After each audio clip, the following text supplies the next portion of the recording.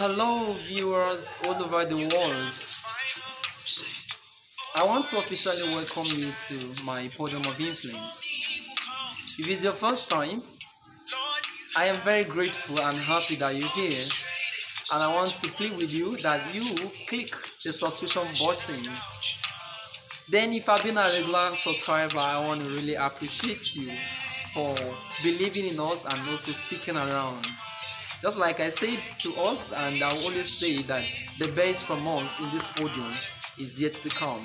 Us, in the sense that God the Father, Son, and the Holy Spirit. And I sincerely want to apologize for some time now you've not been seeing me. I have series of projects that I'm going um, out to handle and currently handling. Notwithstanding, I still squeeze out time. I had to run away and hide to do this one. So I'm really very much grateful. Once again, you're welcome. Feel free to share the video. Feel free to comment, like, and also give us your constructive criticism. We really appreciate that because that criticism is making us to be who we are, who we are becoming, and it will help us to serve you better. And there's a series I want us to commence before we turn over. Today is 31st, at 1st of December 2021. So before we cross over, there's a series that I've been trying as much as I can so that we'll commence this series. Because of what made it to be delayed was because of the research we are going on with respect to this topic. Because we come out here with something that is real. We don't just come out something that we just wake up in the morning and come up with teachings. We come up with something that we've made research, and then we'll try to proffer solution to that the problem we have discovered. So feel free to share this video. But before we go into the business of the day, I want to officially tell you that my name is Emeka Love Bernard. You can address me as Bro Emeka, Bro Love, Bro Bernard. Feel free to address me officially. You can address me as Bernard Emeka Love. There is something that is of great importance that we want to look into. Yes, it's coming as a series because we can't just handle it all in a session because of the time factor. And I know you might not stick around to watch until we have about so many hours on these teachings. At least to save you that time, we'll break it down bit by bit so that you can watch and then can still go on to do some other things, attend to business of the day. And what we do on this podium too, I've told us my name. Yes, I've told you my name. So what we do on this podium is more like versatile. We'll talk about spiritual issue, celestial issue, and terrestrial issue. Things on earth here and things beyond the earth realm. We'll talk about faith, we'll talk about career, we'll talk about marriage, we'll talk about relationships. We'll talk about relationships, both our relationship, human relationships, and then our relationship with God, vertical and horizontal relationship. We'll talk about it here. We'll talk about marriage. We'll talk about career. We'll talk about your health. Anything that pertains to life, we'll talk about it in this podium. And why? To make you to be a wholesome being, a wholesome man, a wholesome woman, a wholesome girl, and a wholesome, promising young man. And if you're a child, a wholesome girl, a wholesome boy. Once again, I want to welcome you. Feel free to share. Before we move into what we have, there's something I want to share with you. I like traveling. I like adventures. So on one occasion, I traveled home, and I went to swim. There's not in a swimming pool. I went to the river, like a big water body to swim. And as one of my, let me say, it's my usual that anytime I get to the stream, try to play with the fishes. I'll go and get what they like eating. I'll get their baits and then throw it at them, and they'll jump up. Some of them will catch and then eat, and then I'll be very happy watching them in the river while I feed them. I'm not catching them. Just it's fun feeding them and seeing how they kind of move around to grab those baits. So one occasion came up that I caught a butterfly, and I said to myself, the end of this butterfly is today. I'm going to kill you today. That's what I caught the butterfly without cutting the feathers. Everything is intact. I just grabbed the feather. So I was very happy. I said to myself that this butterfly, I'm going to kill you today. So as I was about to throw the butterfly to feed the fishes with the butterfly at that river bank, I tossed the butterfly with speed on the river. The butterfly perched on the water. It did not break the surface tension and it flew off. I was surprised. I said to myself, so I don't have the final say over a common butterfly. Yes, I call it a common butterfly because I calculated in my head that I'm going to feed that butterfly to the fishes. And my statement did not come to pass. If me being human being, I don't have a final say to ordinary butterfly, what make you think that human being has a final say over your life? Yes, look at me. Nobody has a final say over your life. Yes, God has the power to preserve you. So live your life according to God's precepts. Don't be in fear. Pursue your dreams that are not evil in the sight of God. And I tell you, no threat can end your life.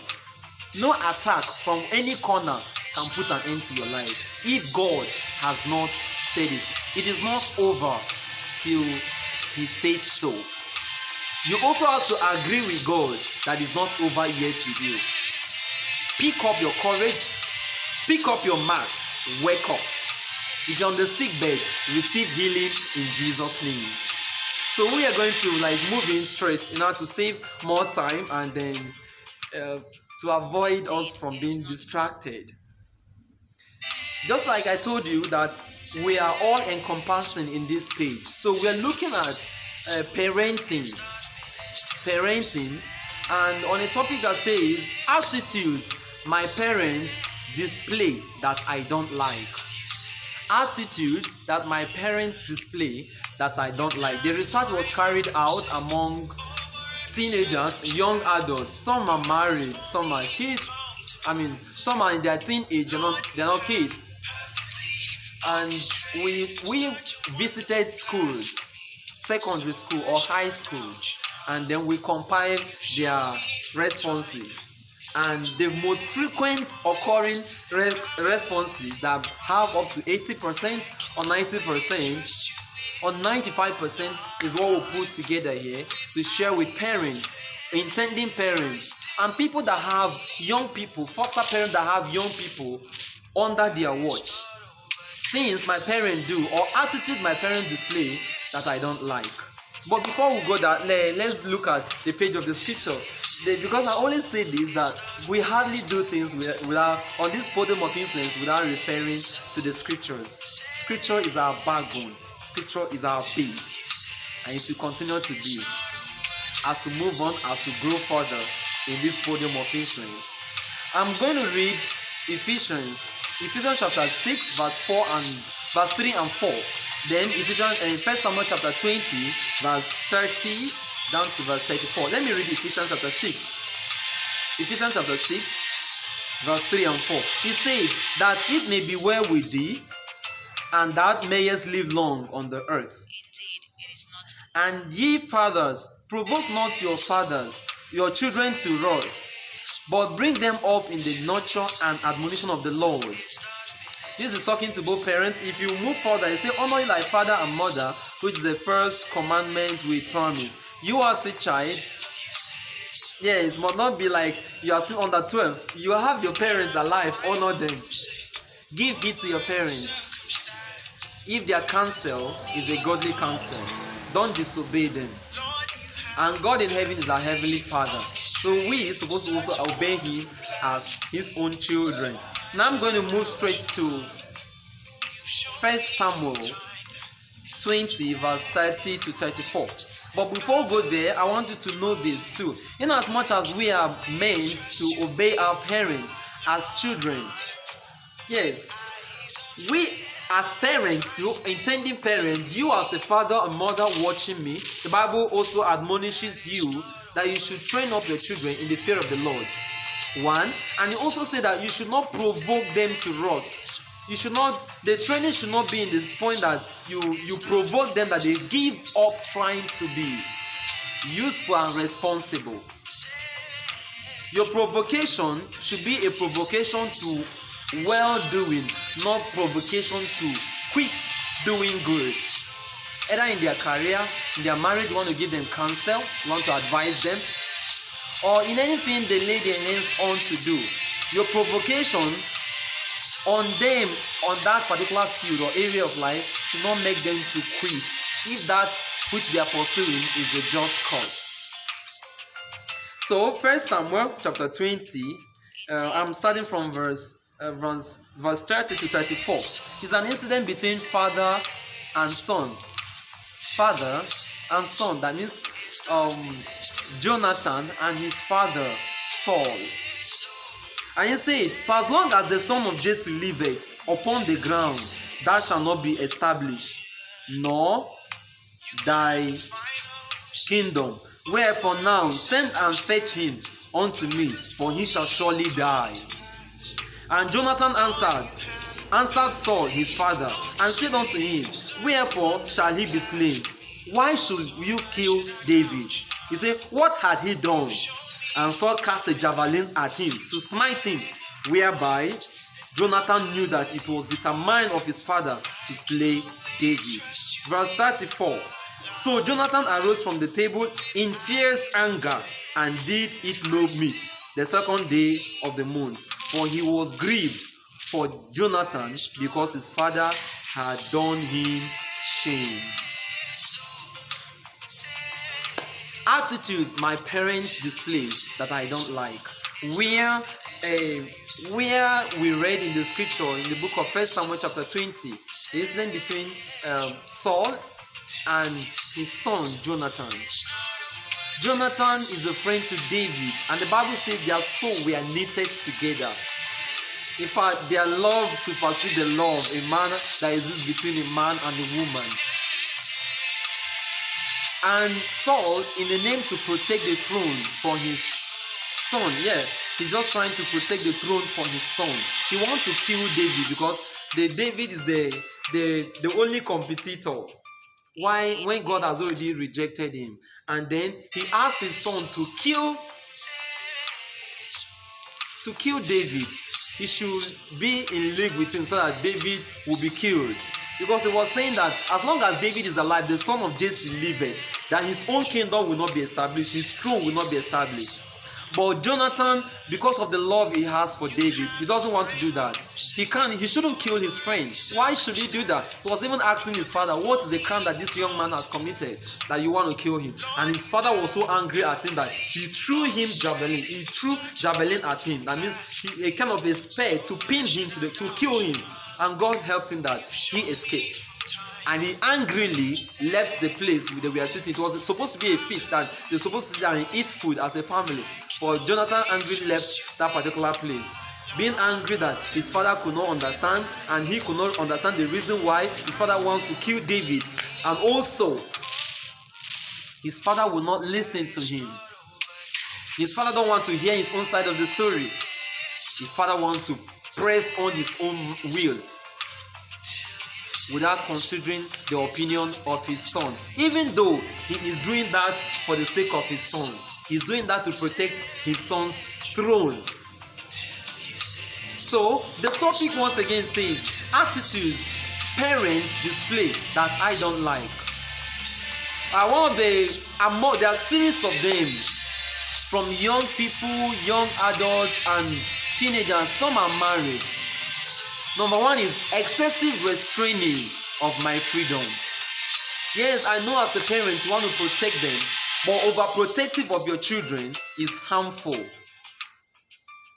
There are several pages of the scripture I would have loved to refer us to, but we want to save time. So on a bit to save time, We'll just make a reference to those characters and then we'll push further our point. Excessive restriction of the freedom of your child is very to some point is good depending on the area that child is growing up. Maybe if it's a ghetto, or if it's a urban slum, or an urban area, an industrial area. Maybe you're trying to protect the child from harmful or seeming dangerous world out there. You lock them in your beautiful fenced house, in your tower, like Rapunzel. You don't want them to go out telling them that the world is dangerous out there. If you restrain them from that freedom of interacting with people or probably visiting, they will not learn. Let me share with you briefly. One is about a particular family. The young woman was complaining, my husband doesn't allow my children to play with their friends. Even if you say, okay, let them go and visit this our neighbor across the street, my husband will not agree. But something happened. We were going out one day, so we sent our son, and their son should be about up to 12 years. But he's so much grace with height and stature that the young man is hefty. You'll be tagging him a 15-year-old child while he is still under 10 or 12. So they sent the child to buy something. They gave him, let's say, okay, Nigerian currency, 1,000 naira note, and that cost 500 naira. So as he gave, the young boy went out to go and buy things, and it was sold at 500. He is expecting to receive change. But owing to the fact that I don't know, it never occurred to the child that he's supposed to receive change. He bought that thing and moved out and then walked majestically to the car where their parents are and then give them. He was about to enter the car. The mom was now asking, Junior, where is the change? And Junior was confused. And the young children that even younger than him that sold that item to him was laughing at him over there where he bought the item, because they were calling him to come and get his change while the young man has zoomed up, like he walked down to where their car was parked. And these children, though younger, but they're a little bit wiser than the so-called child, Junior. Maybe Junior doesn't have interaction with neighbors, like how to interact apart from the one we learn in the classroom. There's need for informal education where we learn at home and then interaction with people. So when you restrict the freedom of your children, restrain them from going out interacting with people, it affects them.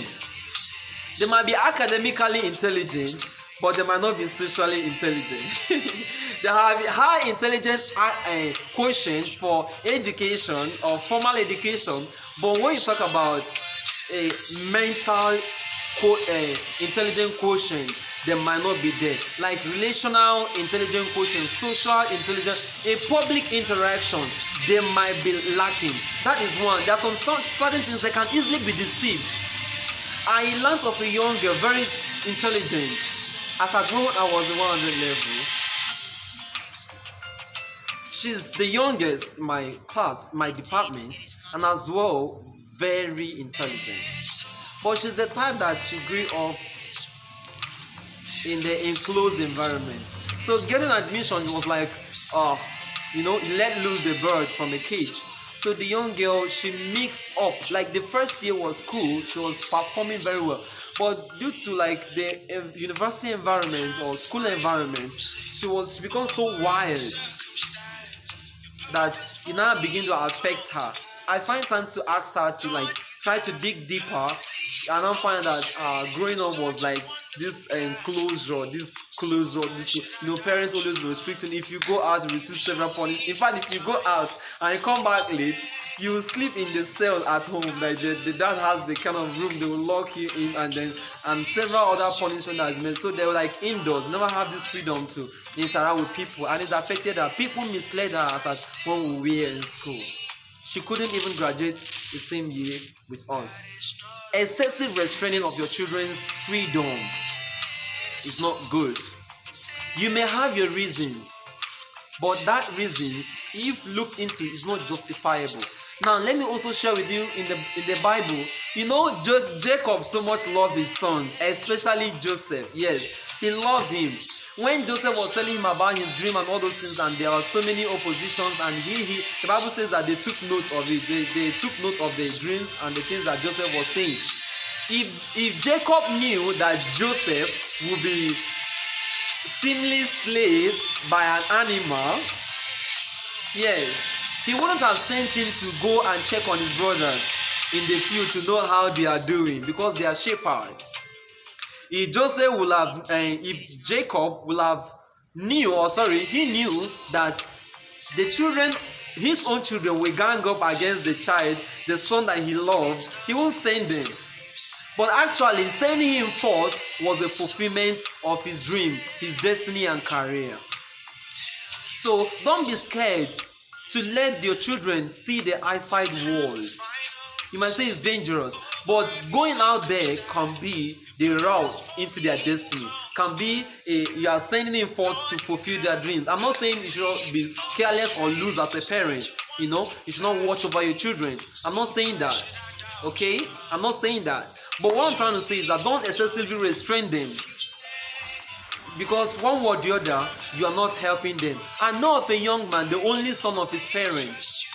Yes, he got admission in the university that is a little far from where the parents are living. The parents are complaining, "You are our only son, we don't want anything to happen to you."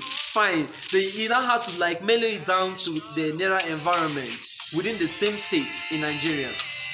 That one is apart. The young man got an opportunity to travel outside the country for job, studies. The parents said no, that if you travel now, you are the only son. And I tell you, do you know what this young man is doing? The young man is out there on the streets, doing manual labor. Why this is a promising young man? He's my client.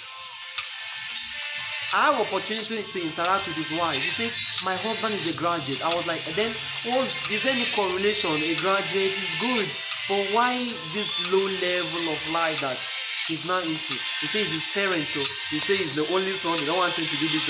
You know, they just automatically convert him to be daddy, mommy, boy. Why is a full grown-up man that will have gone out there and fight, no matter how dangerous the world out there might seem to be? You should not restrict your children as a parent. Don't so much restrict them. That restriction could make them not to fulfill their dreams and destiny. Release them, pray for them. Don't fear their fear. Yes, any fear you nurse in their heart against or on their behalf, table it to God in prayer. Ask God to protect them. Even if it's a girl, if it's a boy, if it's a man, a lady. Some parents will even get to a point of being afraid. You will not marry this person. Or you're not married. They are afraid that their children will make wrong mistake in marriage, even when the children have not even grown up to start taking marital decisions. Let go of your children. Don't restrict their freedom. Don't excessively restrict or restrain their freedom. Because some of them said, "My parents wouldn't allow me to do what I want to do. My parents wouldn't allow me to take this choice of career I want to take. Even to visit friends, I can't even visit my friends. And it's affecting me." There are so many things I will have learned, because it's not just in the classroom that we learn. These are young people, teenagers and young adults telling me, discussing this with me. Yeah, we'll compile series of results. Time will not permit to start flipping through those questionnaires and bringing them up here. There are series of them saying that my parents wouldn't allow me to do this, my parents wouldn't allow me. You as a parent, listen to me right now. You may have your reasons, but don't so much restrict your word, your children, your teenagers and young adults, because that restriction will alter their destiny. Even maritally, I learned of a young lady that was lamenting. He said, "It's just for the sake of God I forget my mom." Yes, he said, "If you know what my mom did to me, she's the only daughter." He said, "The man I loved and I want to marry him, my mommy said I will not marry him. That if I marry him now, I'll be far away. Then who will take care of me?"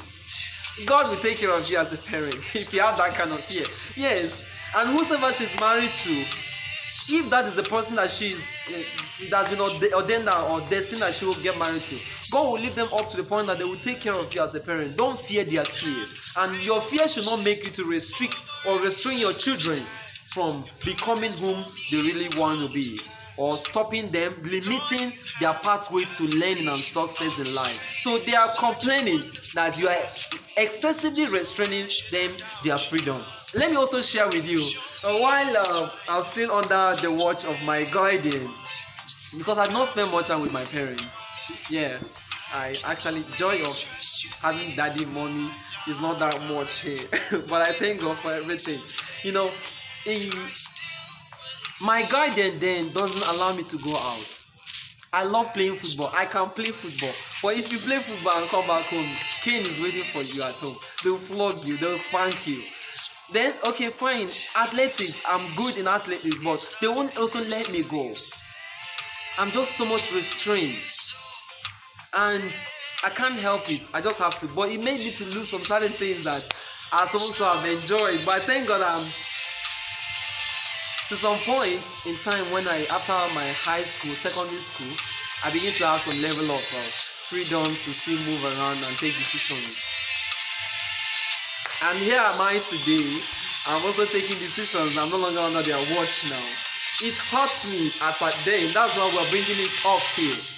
So let's move to the next point. We are dwell long on this mountain. The next point I want us to look into is that telling false or fallacious stories.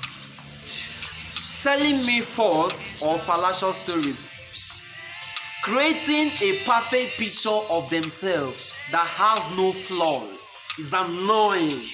My parents always tell me I am this, I am that, there's no mistake in my life. It's very, very wrong as a parent to create that kind of picture in the mind of your children. Okay, I don't fail my exams, I never score, I never failed any exams, creating a perfect picture that everything must be success and perfect. You don't give that child to make mistakes. You always lament on their flaws. It is very, very bad. It is very, very wrong. It is damaging. Life is not always good. There are bad sides of life too. So you should not always paint a perfect picture in the mind of your children that they must be perfect, excellent always, no failures. That is why they cannot deal with failure when failures hit them hard in life. Okay, fine. The first time I took exams, I couldn't make all my papers that is required for university or college. It was like I was not happy about it. I went home downcasted, feeling discouraged. You know what my guardian told me? He said it's okay. It's not the end. You can still give it a chance again. I was relieved. I was glad because I was expecting spanking. You're not good enough. But they encouraged me. So don't always paint a perfect picture before your children. If they are marriageable age, okay, fine. Some parents they give birth at home before they got married. They give a birth to a child out of wedlock. But when you're not growing up, you're raising up your children, your teenagers, you are giving them a perfect picture that your life is spotless and stainless. Where does it come from? It's annoying. Okay, you've made this mistake, but let's come up again. Okay, fine. Do you know why I'm telling you not to go this way? It is because when I was growing up like you, I made the same mistake, and I don't want you to repeat the same mistake with me. That is okay. Don't paint a perfect picture.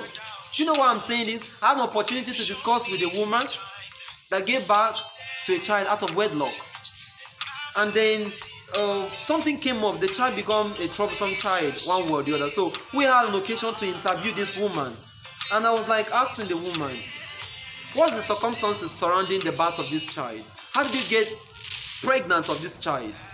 The woman was not bold enough to tell how loose or carefree she was as a teenager or young adult that made her to took in for that child. That one apart, I have an opportunity to also visit my client that is down with prostate cancer and other related medical cases. So I was not like, he was not asking me, doc, what can actually cause this?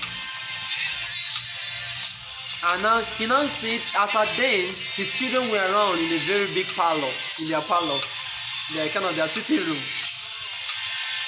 So he now asked his children to get out and leave us alone, both of us. And the children respected their father, they left the room. I was like, when you are growing up, you are into girls, you are into ladies kind of thing. And then you are into drinking alcohol. So he doesn't want his children to hear about it. They are young young adults. He doesn't want them to hear about it. He wants to paint a perfect picture of himself. He said, while I was growing up, I had bad influence. Actually, I was living a very nice moral life until this person come across my way that influenced me badly. I began drinking and then began taking women, because the man is very handsome and every man would like to dive into his arm. So that is what I'm just trying to let us understand. Don't paint a perfect picture before the eyes of your children. Tell them these are the mistakes I made, and I don't want you to repeat the same mistake with me. It will encourage that child that know how somewhere there's someone that has flaws, that they are not just awkward, that they are not always perfect. So please, as a parent listening to me or watching this video these days, please take note of this. Don't always paint a perfect picture before your children or telling them fallacious stories. Maybe you have teenagers that started seeing their menses, female, or young men that just mature, tell them that, let them know. Don't tell the girls that if a boy should just touch you, you get pregnant. And when she finds out that the normal physical touch doesn't get her pregnant, she'll go extra mile, she'll go wild, and you cannot be able to restrain her. They will even get angry at you. Yes, they will get angry at you. That's why at times parents have misunderstanding with young people. The chaotic stage of parenting is when you have youth or young adults that are still living under your roof, because you will not like to listen to them. You think that they are still children, that you will just dish out your word, and they say yes ma'am, yes dad. It doesn't work that way. If they are still under 12 years, children, they say take your words hook, line and sinker. But once they have exceeded 12 years upwards, they begin to think, mommy said I should go like this. What if I go like this? What will be the result? They begin to think. It shows they are growing. So please don't tell them fallacious stories. If they start discovering that all those stories you told them are lies, they will stop listening to you. They will not confide in you anymore as a parent. So take note of this. Then we're trying to check time, so we'll dwell on these 2 points for now. Okay, to add one more point is that you should not call them bad names. You should not call them bad names. And we want to refer us back to where we read. This is what Saul told Jonathan. In verse 29, I'll read down to verse 30. 1 Samuel chapter 20. And he said, let me go, I pray thee, for our family had a sacrifice in the city, and my brother, he had commanded me to be dead. And now, if I have found favor in thy eyes, let me get away. I pray thee, and see my brethren. Therefore, he cometh not unto the king's table. This is when Jonathan was telling the father why David did not come to the feast. Because that feast was arranged so that they would kill David on that table. But David, thank God for the spirit of discernment, he designed that and he now withdrew himself. He discussed that with Jonathan and now withdrew himself from that feast. So he now tell Jonathan, tell your father, this is what you tell him, and now see his reaction. Then this is what Saul said. Then King Saul's anger was kindled against Jonathan, and he said unto him, thou son of a perverse, rebellious woman, do not I know that thou hast chosen the son of Jesse to thine own confusion, and unto the confusion of thy mother's nakedness? I don't know how to interpret this according to Israel or Greek or Hebrew language, but this is not sounding good. You son of a bitch, you wicked boy, you wicked young man, you senseless and confused human being. I am trying to protect you and you're trying to mess up my effort. Don't use bad words or languages on your children. There is power in spoken words. And this is the first time that Paul is just pouring out his vexation against his son. Who knows the kind of words he used to say on that child when that child was small? When the child is still a teenager, and now that he's a full-blown out young man. Don't call your children bad names. Even if you are angry, restrain yourself as a parent not to use bad words against your children. Don't do that. Words are powerful as weapons. You can use them to build. You can use them to mar.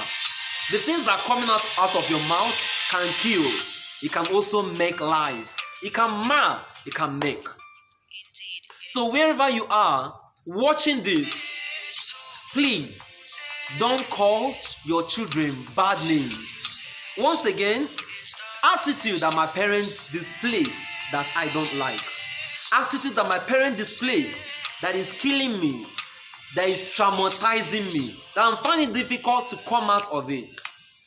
Excessive restriction of my freedom, telling me false or fallacious stories, telling me stories or painting a perfect picture of who they are without flaws.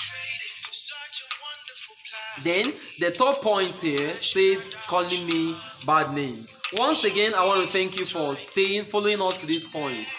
And I want to say, learn the lesson if you're a parent. Correct yourself if you're already doing this. Then, intending parents, to be forewarned is to be forearmed. Once again, feel free to share, comment constructively, and then subscribe to this podium of influence. With you on our side, we will grow bigger in order to affect the world positively. If we can able to reach you, we'll be happy that generation has been reached, because you have children, you have younger ones under you, you have words under you, you have colleagues. So if we can affect you one way or the other, you can also affect others. God bless you. Keep glowing. Keep waxing stronger. See you next time in the next series. It's a series. I will trust God that He will help us to take it to the very end. See you in 2022. Indeed.